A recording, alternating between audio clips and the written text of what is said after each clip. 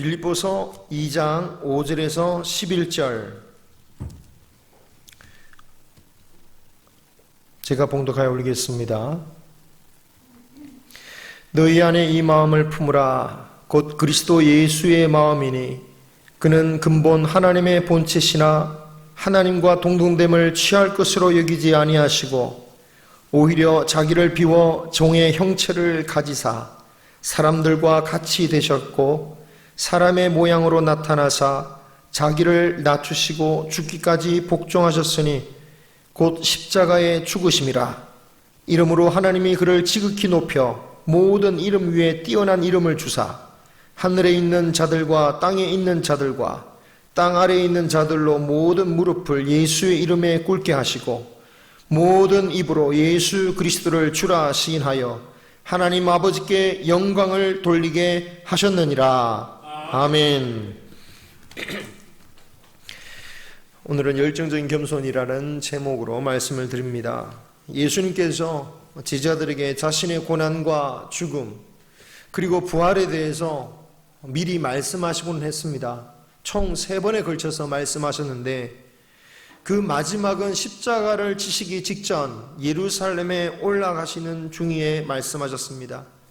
그런데 이 3번째 예언의 말씀의 뒤에 두 제자 야고보와 요한이 예수님께 이런 부탁을 하는 장면이 마가복음 10장 37절에 나옵니다. 이렇게 묻죠. 여짜오되 주의 영광 중에서 우리를 하나는 주의 우편에 하나는 좌편에 앉게 하여 주옵소서. 자신들에게 최고의 자리를 달라고 청탁하는 거죠. 딱 보면은 이들이 뭔가 잘못됐구나 알 수가 있습니다. 뭘 잘못했습니까? 무엇보다도 예수님을 왜 따르는가? 예수님을 따르는 목적을 제대로 알지 못했다라는 거죠. 그들은 예수님을 따르면서 얻게 될 복이 예수님 다음으로 가는 권력자가 되는 것이다 라고 여긴 겁니다. 우리가 받을 복은 그런 복은 아니죠. 또 만약 그렇다라고 할지라도 다른 제자들도 다 있는데 자기들이 더 높아지려고 했다는 점에서 문제가 있습니다. 특히 수제자인 베드로도 있지 않습니까? 이런 제자들을 다 슬쩍 제쳐놓고는 슬쩍 가서는 예수님께 우리에게 자리를 주십시오. 정말 이기적인 모습 아니겠습니까? 그렇기 때문에 다른 제자들이 막 화를 내는데 그 마음도 우리가 이해할 만합니다.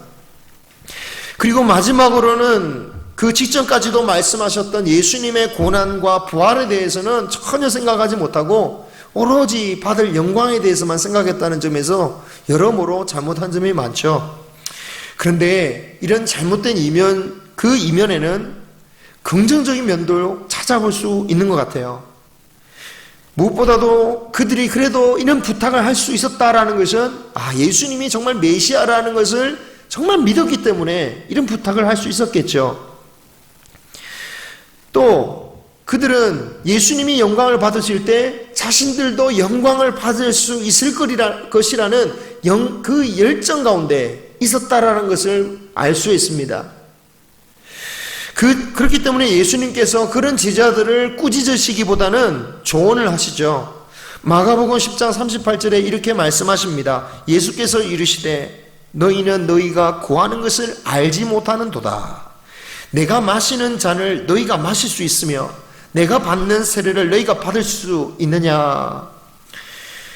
꾸짖으시기보다는 너희들이 정말 원하는 영광이라는 것은 그런 것이 아니라 그 전에 내가 마셔야 할 잔, 무슨 잔인가요? 고난의 잔이죠. 또 내가 받은 세례라는 게 무엇입니까? 죽으심과 부활을 의미하는 거죠. 그것을 받을 수 있겠느냐라고 물으시는 겁니다. 이렇게 방향을 수정해 주고 계세요. 때로 이 두 제자처럼 이기적이고 잘못된 신앙, 그에 대해서 참 비판하기 쉽습니다. 제가 제일 잘 아는 일이기도 한데, 하지만 그러다 보면 이런 사람들이 가지고 있던 열정마저 상실해 버릴 때가 있습니다. 우리의 신앙은 바른 말씀을 배운다고 해서 그것으로 다 되는 게 아니죠. 바른 말씀과 더불어서 영광을 받고자 하는 열정도 있어야 된다라는 거예요. 그래야 우리가 신앙생활을 제대로 할 수 있습니다.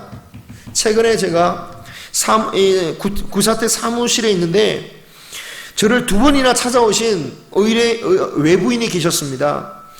본인이 다니시는 교회 행사를 알리시겠다고 찾아오신 것이었어요. 60대 중반의 어르신이었는데 인상이 참 선해 보이셨습니다. 그리고 또 직접 말을 해보니까 아주 인품도 좋으셨어요. 그런데 문제는 그분이 다니시는 교회가 구원파 이단이었다라는 거예요. 바욱스 목사님 알죠? 목사님이라고 하긴 좀 그렇지만 이단이라서 그 구원파 행사에 관한 카탈로그하고 안내책자를 저에게 주시는 거예요. 오라고. 처음 오셨을 때는 제가 그 카탈로그를 보면서 그 안에 있는 내용의 문제점에 대해서 여러 가지로 말씀드리기는 했는데 몇 달 지나서 다시 한 지지난주에 다시 오셔서 말씀하시길래 이번에는 아예 오십시오. 제가 성경책을 펴놓고 자, 이 성경책의 말씀을 일일이 보면서 왜 잘못되었는지를 아주 말씀을 드렸어요. 자세히 말씀드렸어요. 그런데 이단을 전도하시는 분들은 대부분이 성경에 대해서 박식하다고 알지만 그분은 그렇지 않으셨어요.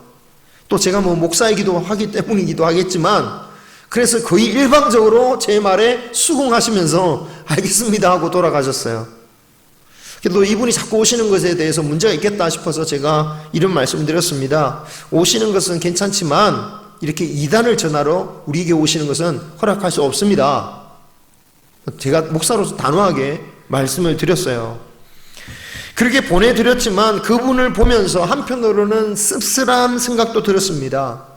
저렇게 성경에 대해서도 잘 알지 못할 정도로 미숙하신 분임에도 불구하고 낯선 이 교회에 찾아와서 이런 젊은 목사에게 이런 얘기까지 들으면서까지 뭔가를 전하려고 하는 저 열정, 그 열정이 아깝기도 하면서도 동시에는 나에게는 그런 열정이 있는가? 또 과연 나는 저렇게 열정적인 성도를 양육할 수 있는 그런 왜 실력이 없을까? 스스로 자책해 보기도 했습니다. 여러분, 신앙생활에는 열정이 있어야 됩니다. 물론 열정이 다는 아닙니다. 이단에 빠진 열정은 심각한 문제를 일으키죠. 자신의 인생과 가정을 파괴하는 거 우리는 여러 통해서 보았습니다. 하지만 바른 신앙을 가졌다 해도 열정이 없다면 그것도 굉장히 심각한 문제다라는 거예요. 왜냐하면 그런 신앙은 열매도 없는 신앙이며 또는 죽어버린 신앙이 될 가능성이 높다라는 거죠. 우리에게 지키고자 하는 정말 소중한 것이 있다면 과연 우리는 열정이 없을 수 있을까요? 우리는 자녀의 일에 대해서 얼마나 열정적이고 민감해야 합니까? 아무리 내가 힘이 없고 내가 아무리 자녀를 위해서 해줄 게 많지 않아도 최소한 자녀에 대한 열정만큼은 누구나 가지고 있는 거 아니겠습니까? 왜 그렇습니까? 그만큼 자녀는 나에게 소중한 존재니까. 열정이 없는 이유는 얻을 게 없다거나 또는 얻을 게 있어도 그것이 별로 중요하게 여겨지지 않는 것일 가능성이 높다라는 거예요. 교회 행사할 때 상품이 꼭 있어야 된다라고 합니다. 저는 솔직히 우리 같이 교제하고 맛있는 거 먹고 즐기고 웃는 것만 해도 얼마나 즐겁냐, 이것만 해도 얼마나 기쁘냐라고 생각이 되지만 그렇지 않다는 거예요. 상품이 없으면 열심히 하지 않는다는 거죠. 그래서 반드시 상품도 줘야 되고 또 너무 시시해서도 안 되고, 그러다 보니까 이 예산은 정해져 있고 또 상품 너무 시시해도 안 되고, 그러니까 준비하시는 분들은 날마다 머리가 아픈 거죠. 뭘 할까 뭘 할까. 그래서 결론은 뭡니까? 작년에 했던 거 그대로. 상이 있고 없고에 따라서 이 대회에 대한 열정이 달라진다는 것, 바로 이겁니다. 우리가 그리스도의 영광을 진실로 기대한다면 우리에게 열정이 없을 수 없다라는 거죠. 때로 어떤 성도님들은 자신의 신앙의 부족에 대해서 저에게 찾아오셔서 목사님 미안합니다, 목사님 미안합니다 그러세요. 참 마음이 착하신 분들이죠. 하지만 믿음의 견지에서 보자면 이것은 목사에게 와서 미안해할 그 문제이기 전에 먼저 내 자신이 정말 속상해야 할 문제라는 거죠. 내가 받을 영광에 대한 열정이 이 정도밖에 되지 않나? 정말 나에게 믿음의 소망이 정말 있긴 있는 건가? 세상 무엇과도 바꾸지 않겠다라고 찬양했지만 정말 내 믿음이 그런 건가? 정말 내 믿음은 어떤 일이 와도 흔들리지 않을 만큼의 그런 믿음이 나의 믿음인가? 스스로 뼈저리게 고민하고 주님께 달려가서 붙잡고 기도할 제목이다라는 거예요. 우리가 하나님이 주시는 영광을 깨달으면 깨달을수록 사실은 더 큰 열정을 치를 수밖에 없을 겁니다. 예수님은 그런 열정에 대해서 남의 밭에 묻힌 보화로 표현하셨어요. 남의 밭에서 그 땅값보다도 훨씬 귀한 보화가 묻혀 있고, 정작 그 땅 주인은 그 사실을 모르고는 그냥 땅만 팔려고 할 때 우리는 어떻게 하겠습니까? 그 보물을 차지하기 위해서라도 자신에게 있는 모든 것을 다 팔아서라도 그 밭을 사지 않겠느냐라는 거죠. 만약 내게 가진 것이 별로 없다라고 하면 빌려서라도 사겠죠. 여러분, 만약 어느 지역의 땅값이 또는 어느 회사의 주식이 몇 배로 뛴다, 반드시 오른다라는 정보를 국회의원으로부터, 또는 요즘 문제가 되고 있는 LH 직원 정도가 아니라 LH 높은 관료가 말했다고 생각해 보십시오. 저는 당장 저희 어머니에게 전화를 할 것 같아요. 어머니, 돈 있으세요? 일단 그거부터 사세요. 있는 집 다 팔고 그냥 그 집 사는 게 나아요. 물론 우리 가운데는 그런 투기를 하면 안 된다라고 해서 안 사실 분도 계실 겁니다. 하지만 예수님은 지금 말씀하신 게 뭐냐면, 천국에 대한 열정은 마치 그런 사람의 열정과 같다라는 거예요. 어떻게든 천국을 얻기 위해서 천국 백성처럼 살려고 하고, 천국에 가는데 지장이 있는 것들은 어떻게든 제거하려고 하고, 또한 천국을 얻기 위해서는 사소한 욕심도 버릴 것이고, 천국에 걸맞는 삶을 살려고 애를 쓸 것이다 라는 거예요.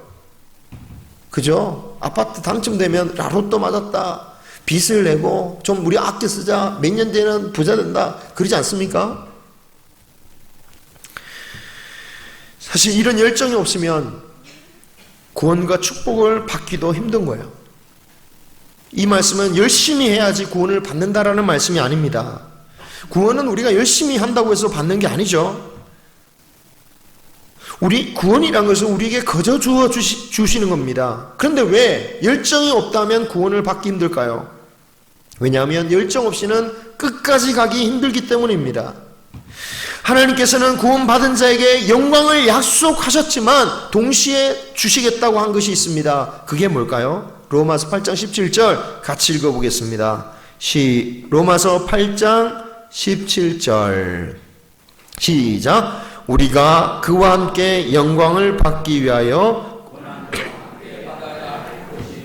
아멘. 자, 이렇게 고난이 올 때 이 고난을 이겨낼 만한 것이 뭘까요? 지식일까요? 아니, 열정일 것입니다. 그 열정이 없으면 고난을 이겨낼 수가 없는 거죠. 주님이 주신 고난, 그 모든 것을 거절하면서 세상과 타협하거나 또는 그 고난에 굴복하면 어떻게 되겠습니까? 주기철 목사님이 어떻게 순교하실 수 있으셨을까요? 신사참배가 우상숭배라는 사실을 아셨기 때문에 순교하실 수 있으셨겠습니까? 아니죠. 신사참배를 하던 목사님, 성도들 모두가 다 그런 지식은 다 가지고 있었습니다. 다만 목숨을 다해서 뜨겁게 주님을 사랑하고 주님이 주시는 영광을 사모하는 열정이 부족하니까 고난을 이겨낼 수가 없고 믿음을 지킬 수가 없고 우상에게 경배 드릴 수밖에 없었다라는 거예요. 유혹에 빠지는 것도 마찬가지 아니겠습니까? 이렇게 구원에 이르려면 열정이 있어야 됩니다. 하나님의 은혜를 깨닫고 목숨을 다해서 하나님을 사랑하는 열정, 하나님이 주시는 구원을 얻기 위해서라면 목숨도 아끼지 아니하는 그 열정, 그런 열정이 있어야 된다라는 거예요. 그래서 예수님은 미지근한 성도에 대해서 어떻게 말하십니까? 요한계시록 3장 16절에서 이렇게 말씀하시죠. 시작.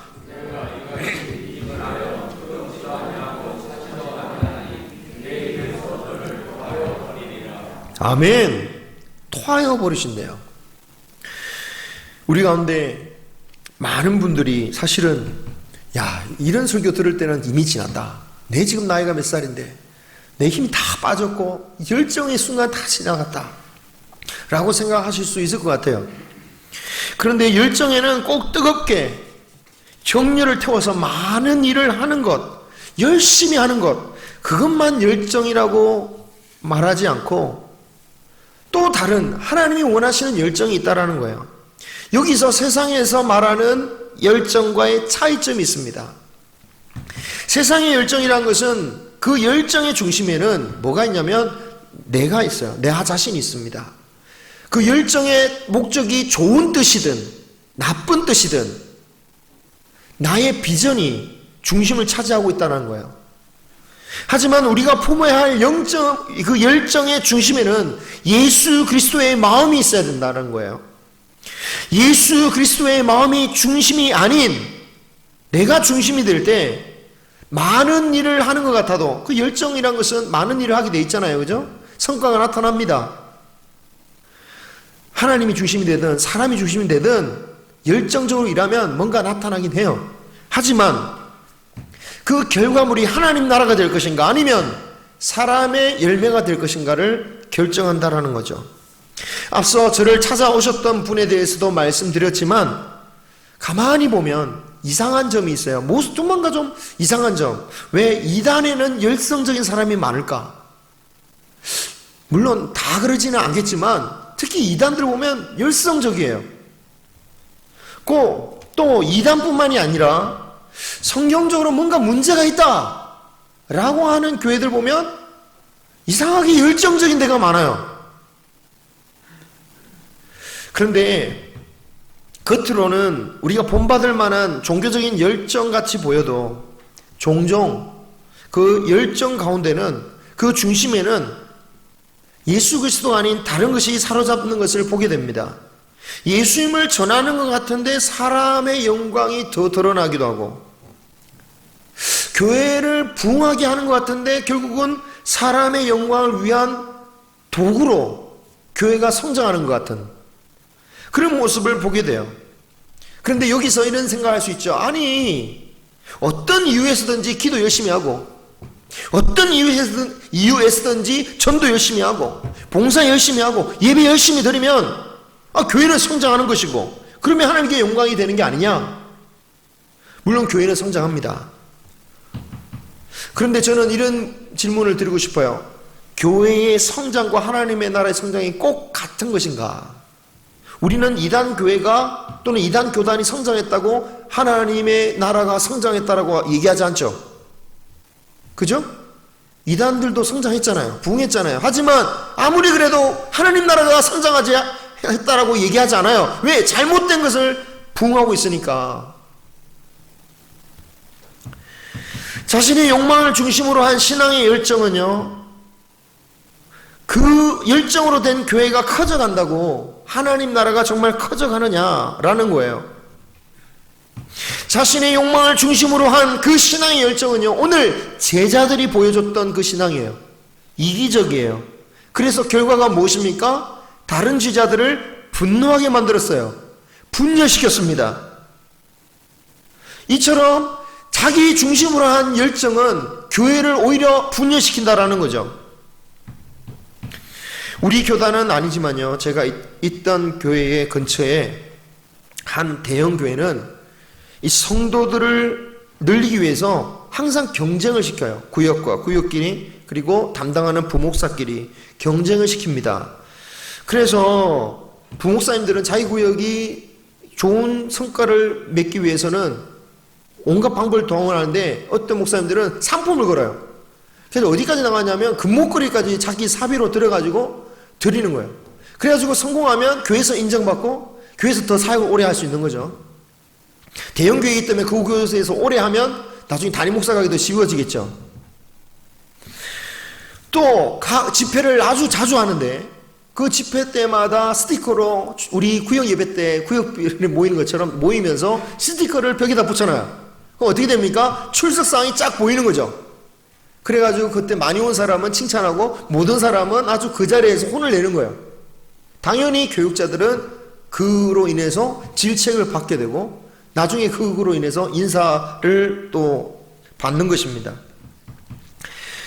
많은 사람들은 그런 모습을 보고 뭐라고 하냐면은 조직적이다, 체계적이다, 역시 대형교회는 다르긴 다르다, 부흥에 뭔가 있긴 있구나, 열정이 다르다, 배워야 한다 라고까지 합니다. 저는 그런 생각을 해요. 이런 식으로 교인을 모으고 그리고 활동을 많이 한다고 그 교회가 정말 하나님의 교회가 하나님의 나라라고 할 수 있을까? 제가 신학대학원 다닐 때는 인천에 있던 또 대형교회예요. 역시 우리 교단은 아니지만 엄청난 교회, 거의 주한장로교회입니다. 주한장로교에서 와서 인턴을 뽑았어요. 인턴. 뭐냐면 교육자 3명을 뽑은 다음에 석 달 지난 다음에 성과대로 1명만 남기고 2명은 잘리는 거예요. 예, 중간에 한 석 달 있다가 누군가의 성장은 곧 나의 패배가 되고 누군가의 성공은 나에게는 열등감이 되고 나는 패배자는 도태되어지는 그런 세상의 논리가 지배하는 곳이 과연 이것도 하나님의 나라다 라고 말할 수 있는가? 저는 그것을 보면서 종교 기업은 될 수 있을지 모르겠지만 종교 기업이죠. 예, 그 교회도 대형 큰 대형 기업에서 대기업에 이사로 하셨던 분이 장로님 되셔서 그런 체제를 다 만드셨다고 하더라고요. 기업식으로 운영한 거죠. 그러니까 기업처럼 생산적이에요. 조직적이에요. 효과적이에요. 결과가 보여요. 하지만 과연 그것이 하나님의 교회가 되느냐, 하나님의 뜻이 그대로 이루어지는 것이냐 라고 했을 때는 저는 볼 때 그건 종교 기업이다. 이에 반해서 예수 그리스도의 열정은 어떤 열정입니까? 자신을 낮춤으로 다른 사람을 살리는 열정이에요. 하늘의 보좌를 버리시고 이 세상에 낮고 낮은 곳에 오신 것과 그리고 왕의 자리를 버리시고 죄인처럼 십자가에 달리시기까지 자신을 낮추신 이 모든 겸손은 우리를 살리시기 위한 열정에서 비롯된 것입니다. 그래서 저는 이러한 주님의 겸손을 열정적인 겸손이다 라고 표현합니다. 그 열정적인 겸손으로 말미암아서 죄인들을 구원하시고 제자로 삼으셨어요. 그리고 그 은혜를 받은 제자들에게 뭐라고 하십니까? 내가 마셨던 잔을 너도 마셔야 되고 내가 받았던 세례를 너도 받아서 사람을 구하라, 살려라 라고 말씀하시는 거죠. 그러므로 우리도 주님의 잔과 그 세례를 받아야 되죠. 그러기 위해서는 주님이 가지셨던 그 마음을 품어야 됩니다. 빌립보서 2장 5절 오늘 말씀입니다. 같이 한번 읽어보겠습니다. 시작. 너희 안에 이 마음을 품으라. 곧 그리스도 예수의 마음이니. 아멘. 오늘 이 말씀에서 품으라고 하시는 그 마음이 뭡니까? 정말 우리를 살리기 위해서 살리시는 그 열정을 가지시고 지극히 낮아지신 그 겸손의 마음이다라는 거예요. 그 이후의 말씀을 쭉 읽어보시면 아시겠지만 우리를 위하여 종의 형체를 가지고 사람이 되어 죽기까지 한 그 열정적인 겸손의 마음, 그 마음을 품으라는 거예요. 열정이라는 말과 겸손이라는 말이 왠지 어울리지 않을 것 같다라고 생각될지 모르겠습니다. 왜냐하면 우린 열정하면 더 분주해지는 것이고 더 다른 사람을 달달 볶는 것이고 또는 더 많은 일을 만들어내는 것인 그리고 불타오르는 것으로 생각하기 때문이죠. 그렇기 때문에 그 열정이란 것이 우리 어르신들에게는 어울리지 않는 말처럼 들릴지 모르겠습니다. 하지만 우리가 품어야 할 그 열정은 바로 이 예수 그리스도의 열정적인 겸손이다라는 거예요. 우리를 열렬히 사랑하셔서 자신을 죽기까지 낮아지신 그 열정적인 겸손을 우리가 품기를 소망합니다.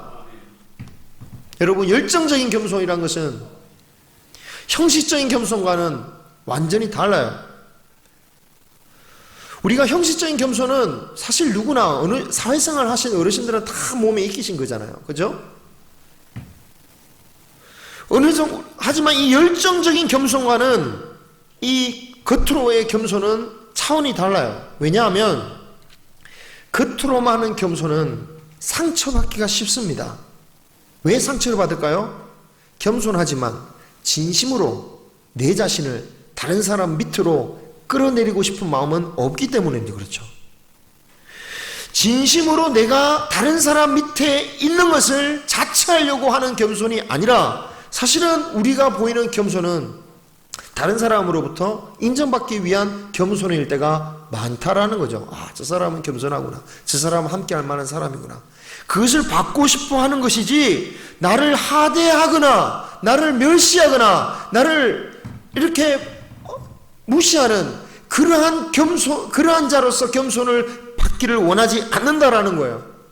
근데 예수님이 받으신 겸손은 뭡니까? 다른 사람이 인정하는 겸손일까요? 물론 인정하는 겸손도 하셨지만 사람들의 그 고난과 멸시와 고통 가운데 주님은 스스로 낮아지셨어요. 만약 우리가 정말 진심으로 겸손하다면 다른 사람에 의해서 우리는 열등감을 느끼지 않을 것입니다. 또는 다른 사람에 비해서 또 우월감을 가지지도 않을 거예요. 다른 성도들, 다른 사람들을 보면서 경쟁자로 여기지 않을 것입니다. 시기하지 않을 거예요. 질투하지 않을 거예요. 우리 신앙에 있어서 진정한 겸손이 얼마나 중요한지에 대해서 어떤 사람이 성자 어거스틴에게 물은 적이 있습니다. 그랬더니 어거스틴은 신앙에서 첫째 되는 조건이 뭐냐? 첫째 되는 게 뭐냐? 겸손이다. 그럼 두 번째는 뭐냐? 두 번째도 겸손이다. 그리고 세 번째도 겸손이다라고 말했다고 합니다. 딱 떠올려지는 우리 위인이 있죠. 김구 선생님. 나의 소원이 무엇이냐고 물으신다면 나의 첫 번째 소원은 대한민국의 독립이요, 두 번째는 독립이요, 세 번째는 자주 독립이다. 그 말을 들으면 우리가 감동을 받아요. 아, 그리고 공감을 합니다. 야, 그래, 독립이 중요하니까. 독립은 정말 중요하니까. 그런데 이 어거스틴의 말에는 쉽게 공감이 하기가 좀 쉽지가 않은 것 같아요. 아, 겸손이 필요하지만 그 정도까지? 우리는 오늘 말씀을 통해서 성자 어거스틴이 겸손이 신앙에 있어서 가장 중요하다라고 했던 그 의미를 깊이 묵상해 보아야 할 겁니다. 여러분, 사람이 하나님 앞에서 겸손하지 않는다면 결코 회개에 이르지 못할 거예요. 사람이 교회 앞에서 겸손하지 않는다면 교회가 하나 되지 못할 거예요. 사람이 사람 앞에서 겸손하지 않는다면 예수님의 첫 번째 계명, 그 계명, 사랑의 계명을 이루지 못할 거예요. 또 사람이 자신의 인생 가운데 겸손하지 않는다면 그는 결코 하나님께 의지하지 않을 것입니다. 어떻게 보면 우리의 신앙은 겸손에서 시작하여 겸손으로 끝나는 신앙이라고 볼 수가 있습니다. 우리의 주님의 겸손으로 시작해서 주님은 또한 그 겸손한 자의 구원을 이루시고 또한 겸손한 자의 인생을 붙들어 주시고 그리고 스스로 낮아진 자의 인생을 높여주시는 분. 바라기는 사람을 살리고 하나님 나라를 확장하는 이 주님의 열정적인 겸손의 마음을 우리의 마음 가운데 품기를 소망합니다. 주님의 이름으로 예배를 마칩니다. 기도하겠습니다.